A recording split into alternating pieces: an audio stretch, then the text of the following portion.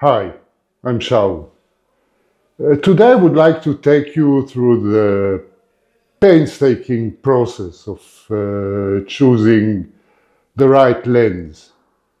You see, my requirements are quite specific for a good lens that would enable me to achieve the results that I'm looking for. Let me explain. My preferred subject of photography is people. We live in a small place. The whole population in our small community is about 400, including children and dogs. Anyway, obviously we know each other pretty well and we are good friends. Each of us works in a different place and does different things. But after a long day, we like meeting at the local pub, having a little drink, having a nice chat, and perhaps playing some pool. I like taking photos of the settings, of the people, to convey the camaraderie, the joy of sitting together and enjoying life. See, I like sitting close to my subject because standing back with a longer lens is not a very gentlemanlike thing to do. I would rather take the risk, sit close and at a talking distance in a way that enable us to have a nice, quiet conversation while I'm taking the photographs. Now the light conditions in our local are atrocious. There's really not much light to speak of. So I need a fast maximum aperture in my lenses.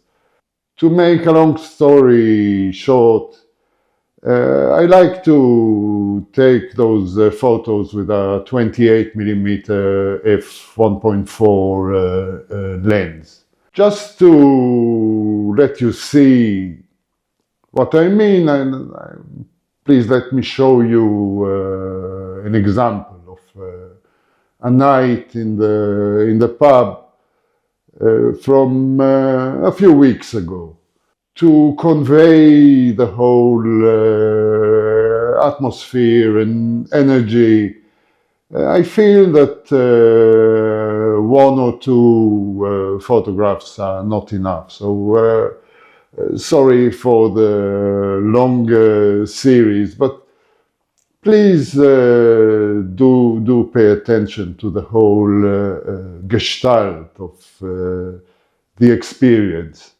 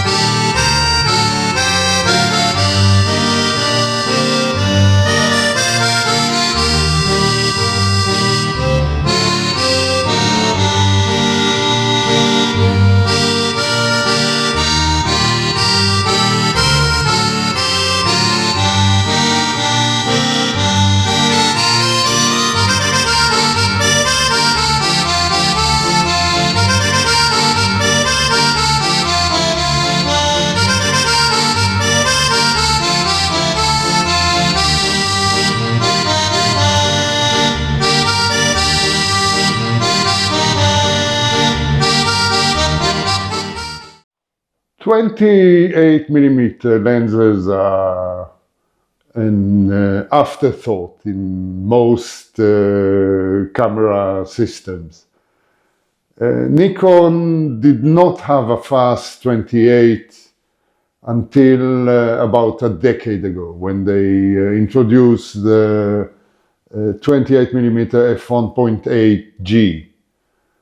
I acquired that lens, but I didn't like it very much. It's not a bad lens, but it's not very special either. The results it gave me were very similar to what you can expect from a nice professional zoom, which means they are very utilitarian. Nothing very characteristic in this lens. So after a few months, I replaced it with another one. This is the Sigma R 28mm f1.4. It's a faster aperture lens which allowed me to reach the shutter speeds I was after, which are about 1/80th to 1/60th of a second. After it appeared on the market, it got some raving reviews, especially its sharpness across the frame, even at the widest aperture. Now, I can't deny it's a very sharp lens, but it's also, how shall I put it? It's a dead lens. It doesn't allow life to come through. It's very flat and clinical and cold. But this is the only lens for the system that was available at the time. So I kept using it. It was also rather expensive. I paid for it about $1,000, which is quite a lot of money for a lens you don't really like. But then one day I had to shoot a jig with a local band, a paid jig. I looked at the photos and I felt that I've had enough.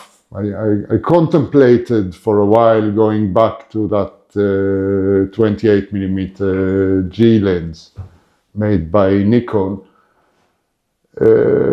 which I didn't like very much either, but it was more suitable for my subjects than this lens. Anyway, after a while, Nikon introduced its own version of this lens. This is the Nikon 28mm f1.4e. It was one of the last lenses made for the f-mount, and it's a really beautiful thing. When you shoot people, they come to life somehow. It's rich and poppy and organic. It's really made for shooting living things. Now, it is still a massive lens. Compare it to the Sigma, and you can see that it is not much smaller. But I obtained a used copy, and I enjoyed it very much. The size was a problem though. When you sit close to your companions and point at them a lens like this from a short distance, it stands in the way. It really takes away from the attention I can give my subjects and the subjects gave me. It really became part of the conversation, which was not to my liking really. At about the same time, I dipped my toe into mirrorless, and I realized how adaptable those new mounts are because of the short flange distance. Now, I discovered a Chinese company named Tekart that makes adapters that can autofocus manual lenses, actually any type of manual lenses onto the Nikon Z mount through an adapter like this. The first version of the adapter called the TZM1 was lackluster.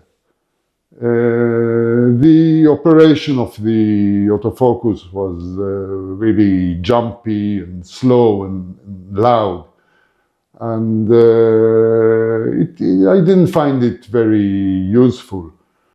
But then the second version of those adapters was announced, the TZM02, which offered a great improvement in the operation of autofocus. It was quiet and smoother and really useful for my application. Of course, it's not quite good enough for video because acquisition of focus is made in quite large steps. But for still photography, it's brilliant. It can even be used in continuous autofocus to some extent. And I could adapt small lenses to my Z-mount camera, like this one. This is the Falkland 28 millimeter f2 Ultron version 2.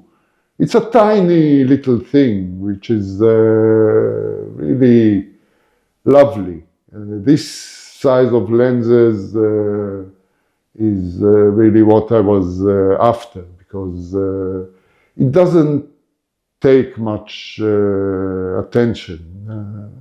I can easily shoot it really close to my subject, and it doesn't distract from the camaraderie, from the conversation.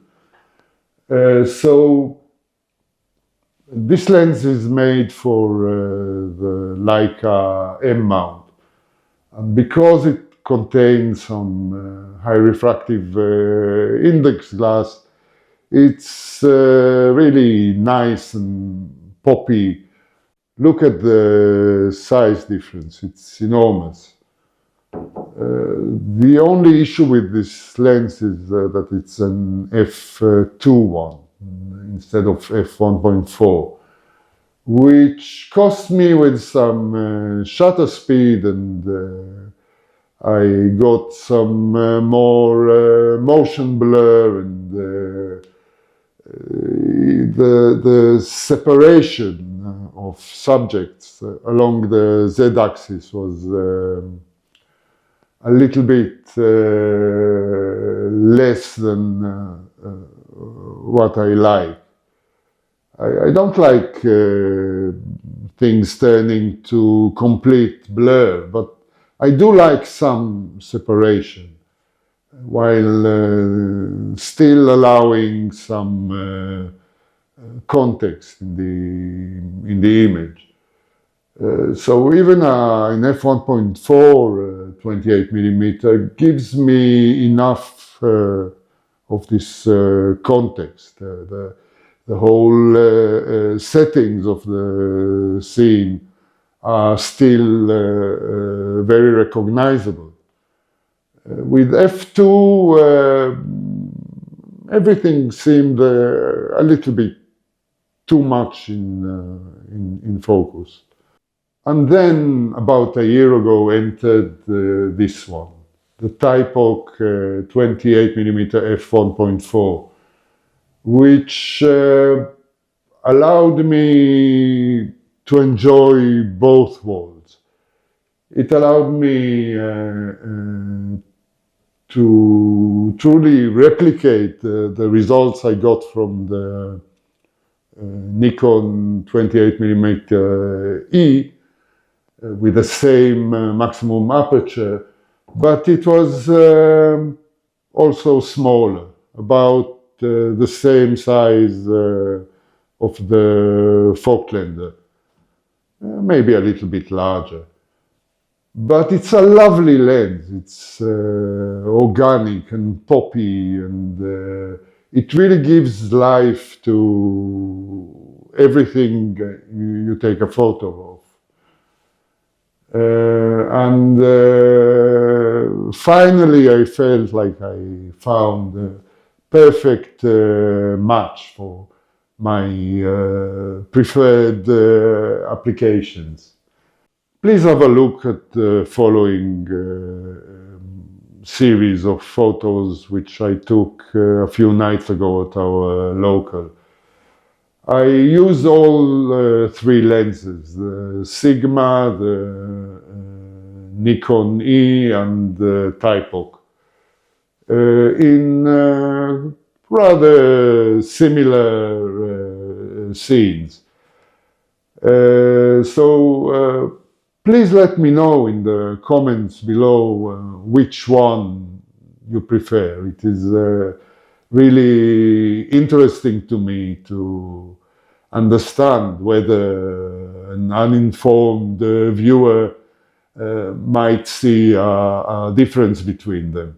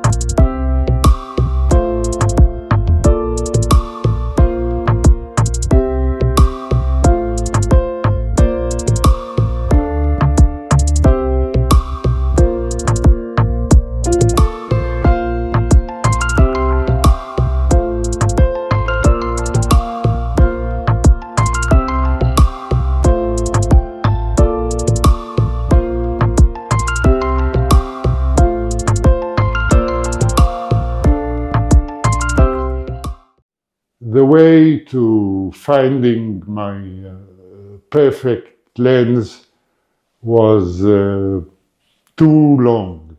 It was frustrating and painful sometimes. And along the way, I made a lot of expensive mistakes. Frankly, I have a whole drawer of expensive mistakes, lenses that I will probably never use again. And it's not only a waste of money, it's a waste of time, a waste of energy. It's years of making photos that you are not very happy with. I do not always understand why I did not like the images made with this Sigma art lens. But when I did, I decided that I should look for other options. Anyway, this lens paid its value, not by making nice photos, because I don't really like it, but it made me explore a little bit more the rendering of lenses, their character, their style, if you will. And eventually I came up with a way to evaluate the portrayal of a lens even without trying it. Hopefully that can enable me to make more informed choices. I shared my insights with you, the viewers of this channel, so you can make some informed decisions too. I admit that the formula I came up with does not always work, but it usually does. What bugs me is the reviewers. This lens keeps getting excellent reviews, but nowhere did I see anyone criticizing it for its flatness. And its flatness is quite extreme. It's very sharp, but it's dead. It's clearly not suitable for photographing living things. But no one will tell you that until you try it for yourself. To be honest, I've had enough of reviewers who are not really photographers, and they do not understand what a nice photograph should look like. Please tell me which lens you like better than the others in the series before. And I think this is all for today. So thank you for watching, and see you soon.